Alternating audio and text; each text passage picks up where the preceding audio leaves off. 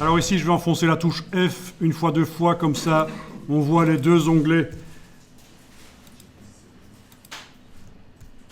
Alors sachez que on aurait pu, au lieu d'aller récupérer dans le document qui contient l'ours, aller récupérer la broche dans la palette des formes, on aurait très bien pu utiliser ce document-ci qui a servi à mettre au point la broche, bien sûr.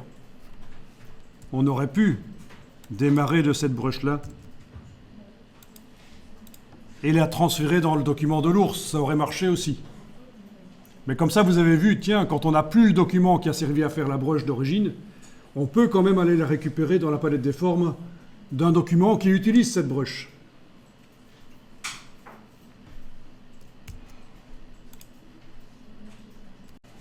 Alors, allez dans le document Création broche 06.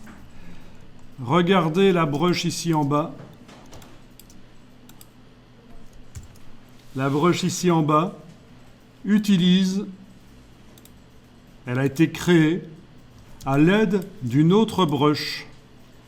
Si vous cliquez avec la flèche noire, c'est que c'est quelque chose de différent de ce que vous avez vu tout à l'heure. C'est juste un trait qui contient, qui sert de support à une broche. Si vous prenez la flèche blanche, pas la blanche plus, la blanche qui permet de modifier une partie d'un objet, vous cliquez à côté, vous cliquez sur l'objet, vous voyez ces points, vous pouvez les bouger. Et vous voyez que c'est vraiment un support à la broche.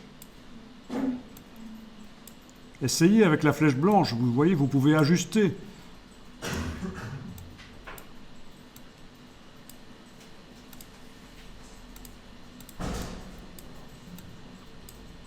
Amusant ça.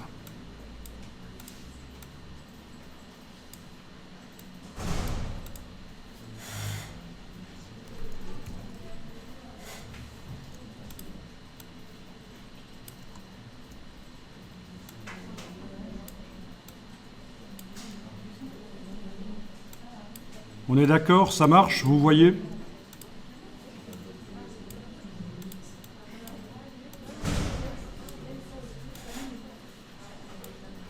Avec la flèche noire, on peut déplacer l'entièreté, bien sûr, voilà.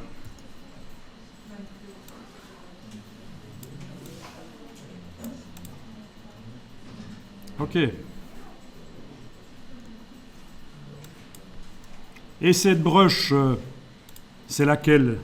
Ben, quand on sélectionne un de ces objets, on voit que c'est celle-là. Et ça, c'est quoi? C'est l'objet qui est là, en haut. C'est ça qui a servi de base pour faire la broche.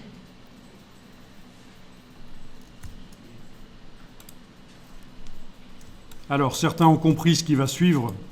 On va modifier cet objet, ou une copie de cet objet. On va toujours le garder en backup, celui-là. On va modifier une copie de cet objet, mettre à jour cette broche-là, et donc tout ceci va se mettre à jour. Vous voyez un peu une logique de recherche graphique comme ça. Alors allons-y. Flèche noire. Vous sélectionnez la goutte qui est ici.